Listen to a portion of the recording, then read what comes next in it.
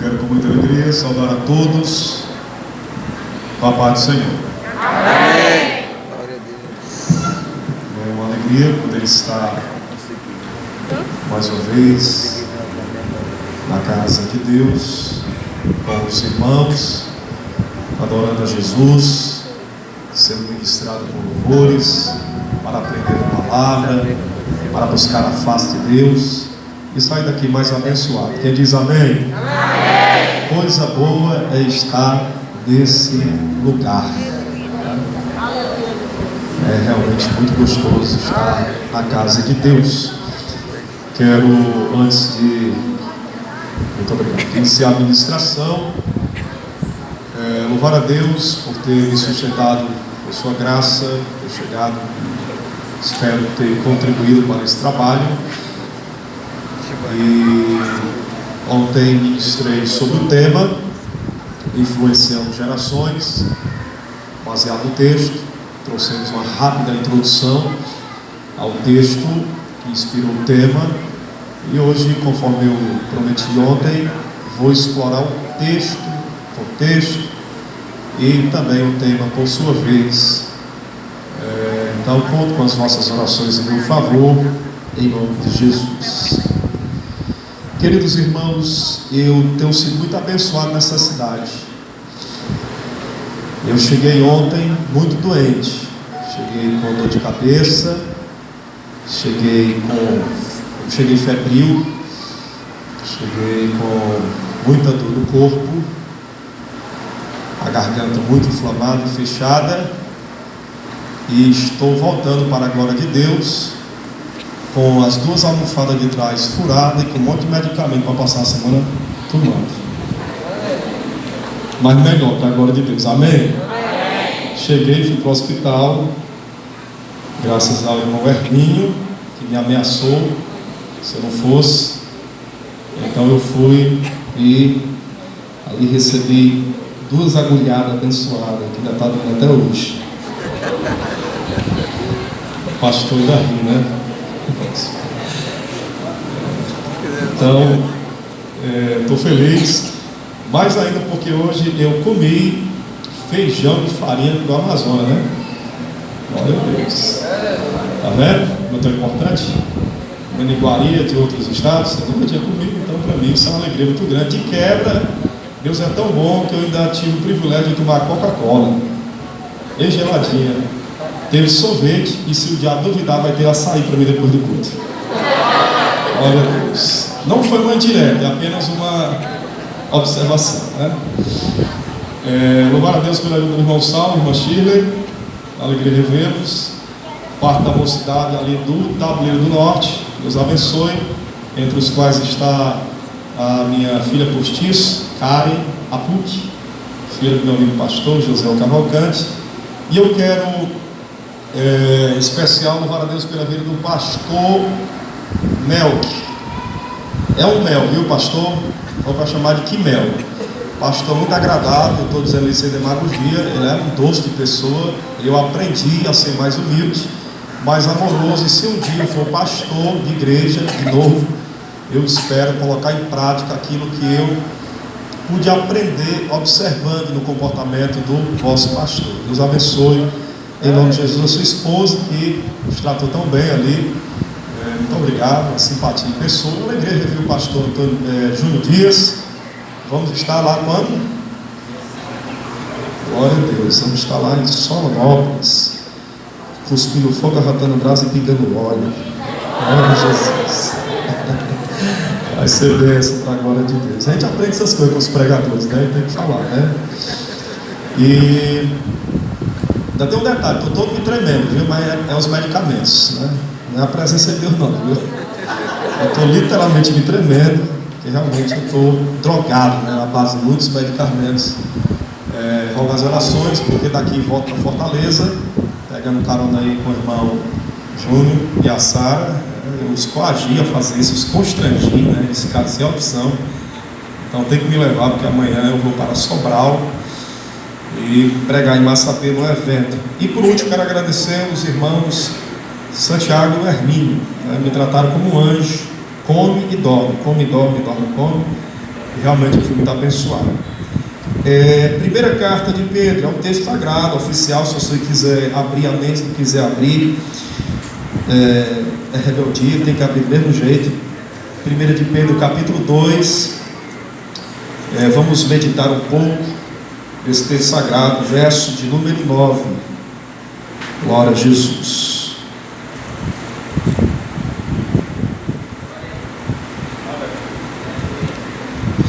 1 de Pedro, capítulo 2, verso de número 9. Glória a Jesus. Quero agradecer à igreja pelo carinho, dedicado à minha pessoa. Não sou merecedor, mas o Senhor é bom.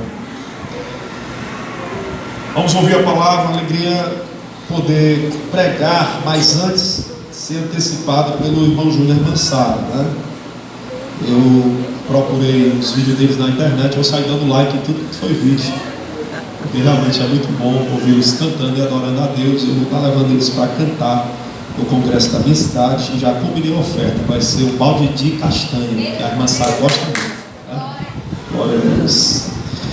Glória a Jesus. Vamos ao texto sagrado, diz assim, verso de número 9: Vós, porém, sois raça eleita ou geração, sacerdócio real, nação santa, povo de propriedade exclusiva de Deus, a fim de pronunciardes ou proclamardes as virtudes daquele que vos chamou das trevas para a sua maravilhosa luz. Para a sua maravilhosa luz. Quem aqui é luz? Glorifica a Deus.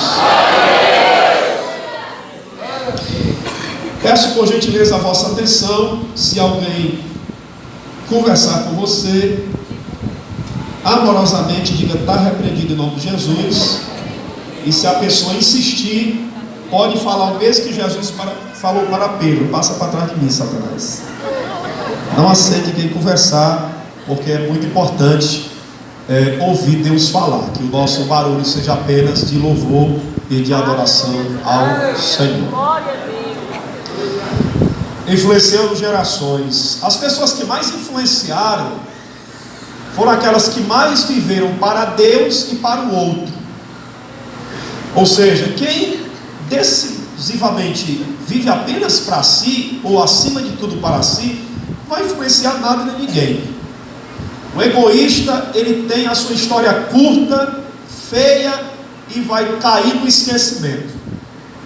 Pode passear pela história, você vai ver que todos aqueles que marcaram época, todos aqueles que mudaram radicalmente a trajetória da vida de pessoas, eles viveram para Deus e viveram para o próximo.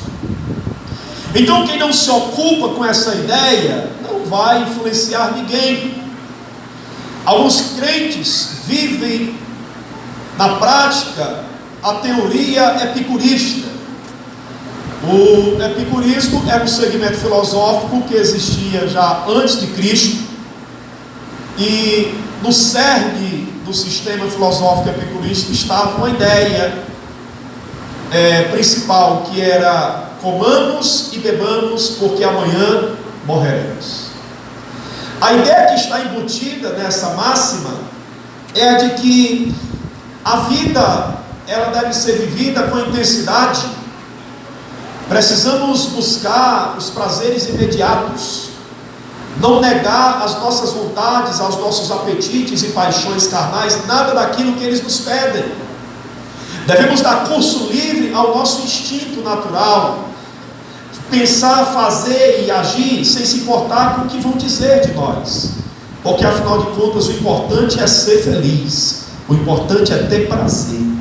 E tem muito crente vivendo isso na prática, porque está sendo doutrinado pela cultura hedonista. São pessoas que não estão preocupadas se o seu exemplo está influenciando para o bem ou não. São pessoas que não estão preocupadas se a sua conduta está sendo aprovada ou reprovada por Deus. São pessoas que não se importam se as suas atitudes vão repercutir na eternidade. São pessoas que vivem em função dos seus instintos. É o que Pedro chama de animal. Pedro falou isso. sobre pessoas que não são diferentes dos animais, que vivem por instinto. Eles não têm poder de autocrítica, eles não têm poder de autocorreção, eles não possuem almas. Assim, algumas pessoas vivem, elas vivem em função do próximo prazer, da próxima moda, estão preocupadas com o aqui e com o agora. Elas não estão preocupadas com o futuro, elas não estão preocupadas com a geração posterior, com as pessoas que lhes cercam, elas decididamente não estão preocupadas em influenciar gerações. Uma pessoa que se diz crente e age assim, não conheceu definitivamente quem é Jesus. Porque a vida em Cristo representa uma mudança radical. A palavra grega comumente usada por Paulo era a palavra metanoia. A palavra metanoia, ela quer dizer mudança do intelecto, mudança nas emoções e mudança no meu caráter moral. É a mudança na minha forma de pensar, é a mudança na minha maneira de sentir e a mudança na minha maneira de agir. Ou seja, uma pessoa que verdadeiramente ela se encontrou com Jesus, ela sofreu uma mudança tão radical que para alguns ela vai se tornar estranha, porque a sua linguagem muda, os seus ambientes não são mais o mesmo, as suas companhias são diferentes, a sua maneira de reagir à vida, o sofrimento, a pressão é totalmente diferente.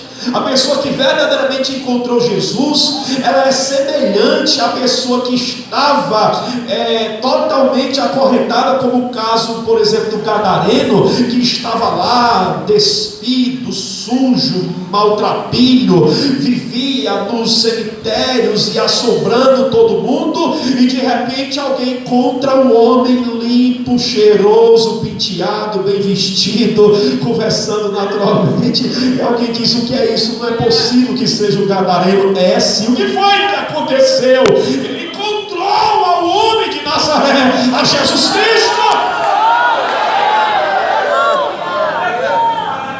Então, se eu quero realmente influenciar a minha geração, eu decididamente tenho que entender que sozinho eu não consigo, eu tenho que correr para Jesus. Quem quer influenciar gerações tem que começar a influenciar a sua casa.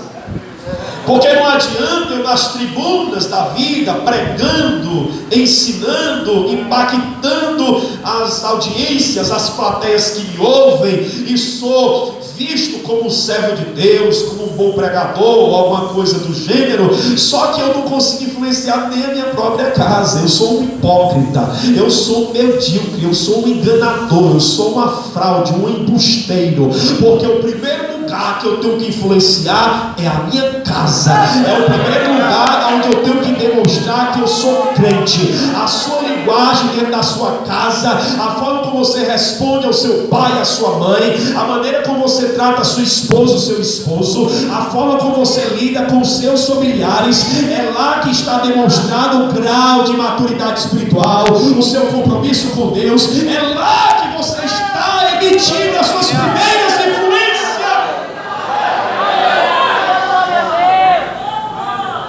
Eu peço a Deus muita graça, e eu peço porque eu não tenho certeza de que eu sou capaz, para que o Senhor me ajude. Se eu não morrer antes, Jesus não voltar antes, ou Jesus não colher os frutos que me deu, as minhas duas filhas que eu tenho por enquanto, que na verdade é 2 de 5, mas 3 estão para vir, glória a Deus por isso.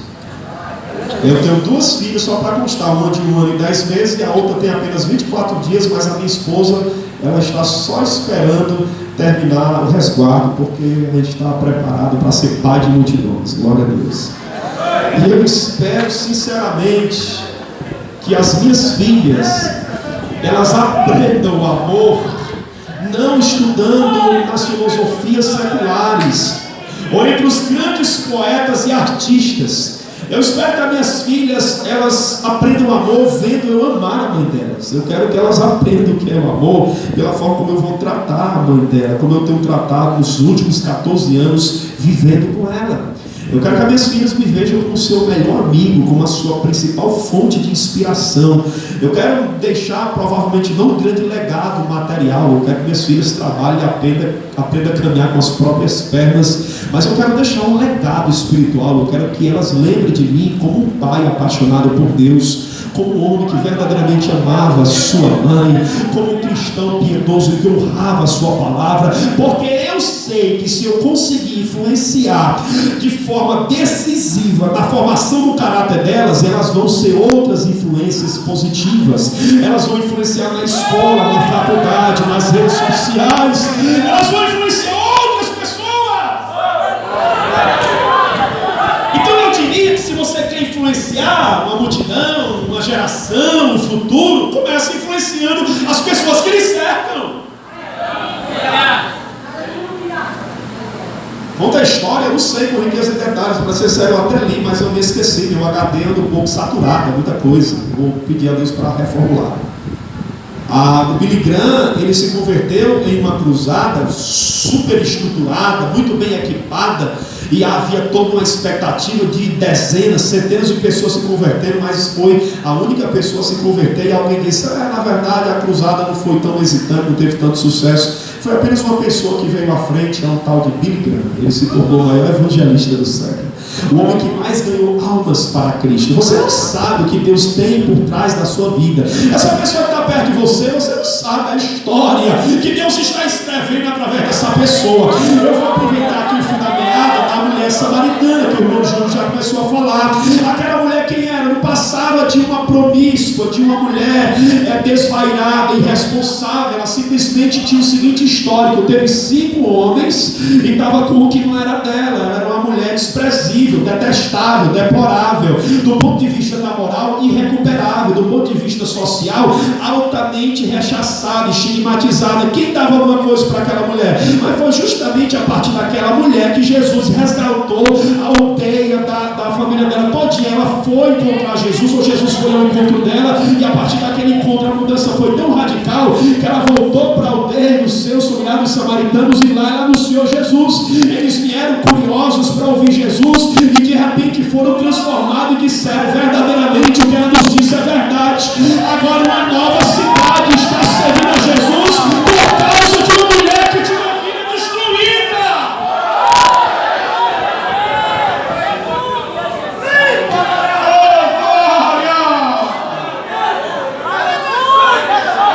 Você não sabe a diferença que faz. Eu não tenho como dizer quem, porque os meus não conhecem, e Deus sabe que eu não estou tocando trombeta. Eu preciso falar para ilustrar a mensagem. Eu tenho filhos pastores, tenho filhos pregadores, tenho filhos cantores, eu tenho filhos que estão do outro lado do mundo fazendo missões. Eu tenho filhos que eu gerei no meu trabalho de evangelização há 21 anos atrás. Eu tenho pessoas que até hoje mandam mensagem para mim, às vezes até me ajudam no aspecto material, e tenho uma gratidão infinita, porque eu insisti pela vida deles e pela vida delas, na escola, no meu trabalho, entre os meus familiares. Eu pelejei por pessoas que ninguém dava nada, mas que hoje estão ocupando posições de influência, inclusive no governo municipal da minha cidade e de muitos lugares, e eu não tinha noção da dimensão do meu trabalho. Eu estava apenas cumprindo o ID de Jesus, falando do Evangelho. Não sabia eu que eu estava gerando filhos que iam gerar outros filhos. Você não sabe o que Deus está fazendo através de você. Seja uma influência. A pessoa que me ganhou para Jesus, ele infelizmente está nas drogas. Era um cidadão por nome Adriano, na minha cidade, Barreira. Você sabe o que foi que o Adriano fez para me ganhar para Jesus? Porque eu tinha uma aversão ao evangélico, por uma razão familiar, tradicional e cultural. Meu avô sempre nos ensinou que protestante era a pior raça que havia. Portanto, a gente tinha uma rejeição, uma resistência a protestante, evangélico. E eu não gostava de crente. Eu trabalhava na época em uma serigrafia e eu costumava grafar nas minhas blusas frases com conotações diabólicas. Por exemplo, eu usava bastante uma blusa branca e outra preta com a seguinte inscrição: I am devil. Com licença, não sei falar inglês. Eu sou do diabo, é a tradução. E eu não me importava com o que dizia, eu deixava de dizer, porque eu era simplesmente um animal vivendo em função do meu instinto. Eu treinava capoeira e foi justamente lá que o Adriano se infiltrou para me evangelizar. Porque por várias vezes eu tinha tentado falar e eu simplesmente não parava para ouvir, porque eu não gostava. E ele entrou no meu grupo de capoeira para simplesmente lá ter a oportunidade de se aproximar de mim, mais 3 amigos. Insistia até se tornar um cara chato e insuportável. Até que um dia finalmente eu aceitei. Eu estava deitado numa rede por volta de 2:30 da tarde, escutando Pancadão, Furacão 2000, Tornado, muito nervoso. Era um sucesso na época. E eu estava deitado ali na minha rede, só Jesus sabe como é que eu estava na minha cabeça. E o Adriano foi passando e disse assim: aceita essa fita cassete, você escuta a mensagem que está nela. Se você gostar, você pode ficar para você. Se você não gostar, pode quebrar e rebolar. Eu, tá bom. Ele jogou no gramado da casa dos meus pais. E aí eu disse: eu não quero saber disso. Continuei escutando o Pancadão, mas a curiosidade me levou a escutar a mensagem que estava naquela fita cassete. E eu escutei na época o pastor pregando uma mensagem simples sobre o fim vem o fim sobre todas as coisas. Eu escutei aquela mensagem de forma despretensiosa, apenas movido pela curiosidade. Não sabia eu que ela tinha rasgado meu coração, que ela estava abrindo um caminho para a minha alma e estava lançando a semente que mais tarde ia germinar. Depois de ouvir aquela mensagem, fiquei preocupado se era verdade tudo aquilo. O pregador falava dos acontecimentos mundiais e como aquilo tinha correlação com as profecias bíblicas, e aquilo me deixou meio que paranoico, com medo, mas eu tentei ignorar. Quando foi à noite, eu comecei a ter pesadelos. Eu escutava vozes vindo ao meu encontro dizendo: o fim vem o fim sobre os 4 cantos da terra. E eu tentando dormir, e essa voz: o fim vem o fim sobre os 4 cantos da terra. E eu pedia para que a voz parasse, ela não parou. Insistiu até que eu resolvi conversar com o Adriano e pedir para ele me explicar melhor sobre a mensagem. E ele me falou: disse, não, mas não dá para me ser crente não. Resolvi ir para a igreja evangélica pela primeira vez para assistir um culto, uma sexta-feira, culto de doutrina. Estava indo jogar futebol no ginásio e fui com os meus amigos. Eu disse: vamos lá, a gente fica 1 hora, 2 horas, depois a gente vai para o ginásio. E fui com mais ou menos 7 amigos para um culto. Entramos no culto de doutrina para assistir. Eu não gostei do culto, não gostei da pregação, não gostei do pastor, não gostei de muita coisa. Eu só gostei de 2 coisas que eu vi ali: uma criança que estava brincando comigo, eu sou apaixonado por criança há muito tempo, e achei uma moça muito bonitinha ali que me amarrou até o fim do culto. Eu não tinha interesse em nada, eu era um bobão, mas não sabia o que Jesus estava trabalhando. No final foi feito apelo, eu resisti, não aceitei, fui embora. No outro dia estou vindo da feira, com as compras para minha casa. Os irmãos estavam gritando, era por volta de 11h40, eles faziam tudo na feira, depois ia para a igreja orar. Tinha mais ou menos uns 60 irmãos. Eu fiquei curioso, escutando os crentes falando em língua, e gritando, e chorando, e gemendo. E eu escutei umas batidas, e eu muito curioso, fui e entrei pelo portão que estava aberto. A porta da frente estava fechada, e eu fiquei brechando por debaixo da janela, para me saber por que as irmãs, os irmãos gritavam tanto, e que tanto barulho era aquele. E aí meu irmão veio e disse: ei, Jó, pode entrar. Eu disse: não, eu não estou aqui para assaltar não, eu estava só olhando. Não tem problema não, entre, vamos lá, vamos participar. Eu disse: não, ele disse: vamos só ali, para você ver, pode ficar aqui na lateral. Eu disse: não, tudo bem. Quando ele foi, eu acompanhei, fiquei olhando na porta de da lateral, vendo os irmãos chorando, orando, e de repente o irmão Adriano, ele se levantou e me viu e disse: olha rapaz, que bom que você está aqui. Aí veio o chato de novo. Eu gostava dele, só não gostava dele, insistia para mim ser crente. Ele disse assim: vou lhe dizer uma coisa, meu irmão, hoje é o seu dia, o fim vem sobre os 4 cantos da terra. Jesus está lhe chamando hoje. Eu senti meu corpo estremecer, e naquele dia eu dobrei meu joelho e me rendi aos pés do Nazareno. Cara, você não tem noção de quantas vidas foram alcançadas, transformadas, quantos casamentos foram restaurados, quantas vidas foram abençoadas através desse pobre pecador. Então, nós não sabemos o que Deus pode fazer através de uma vida. De maneira que, se você quer influenciar uma geração, eu digo, a melhor forma é ganhando almas. A melhor maneira é resgatando vidas. Você não sabe o que você pode estar gerando. Então, queridos irmãos, vamos meditar no texto sagrado em seu contexto, em nome de Jesus. Eu disse aqui que para influenciar gerações nós temos que estar em Cristo, e quem está em Cristo é totalmente diferente.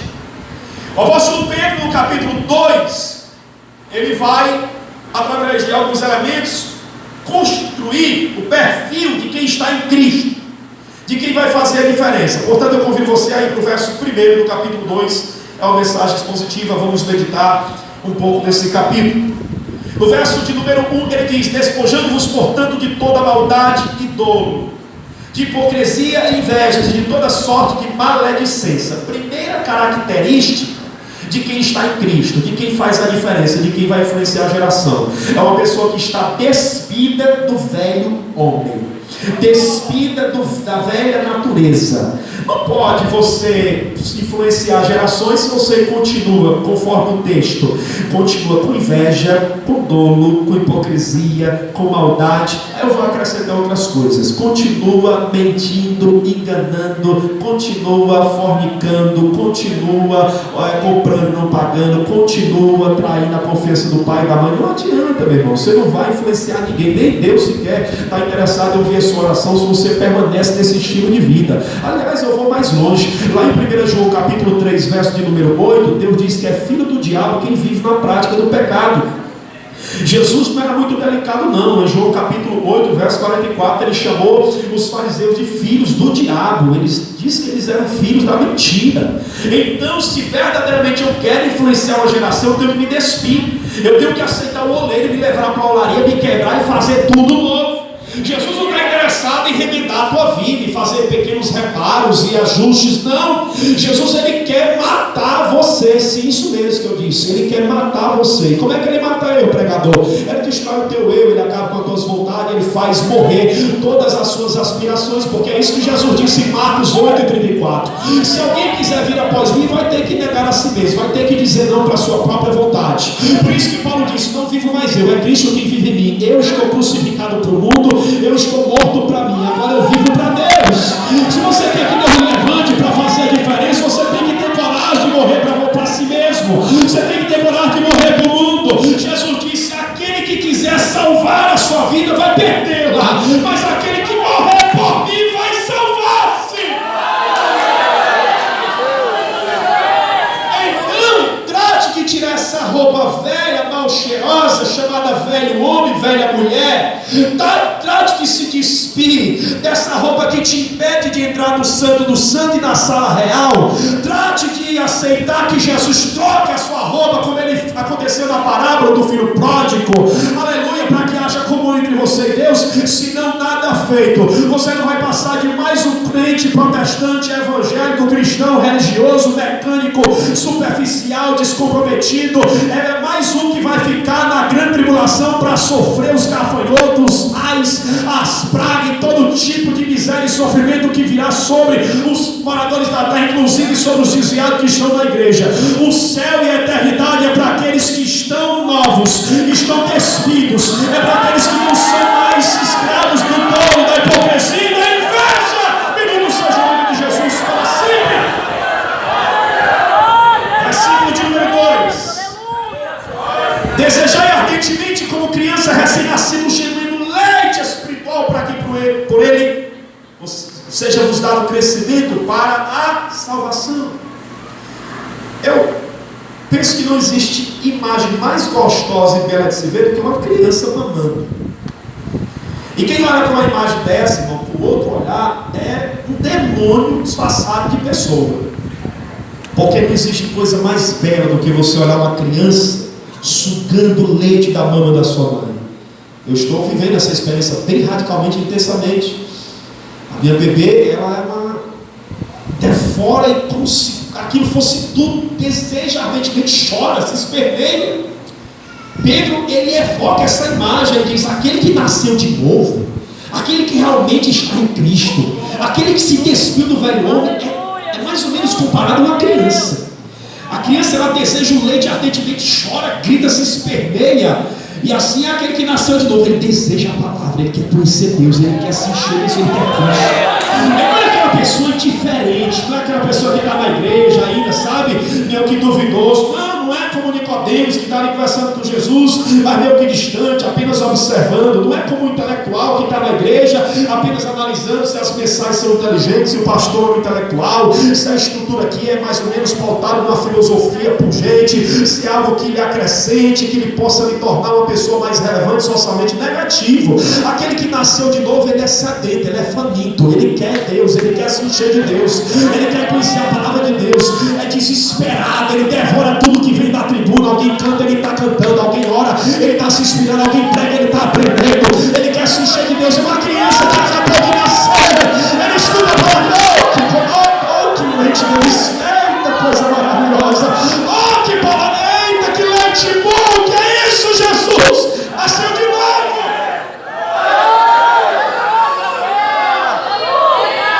Só para uma criança mamando, aquilo chega a ser estimulante.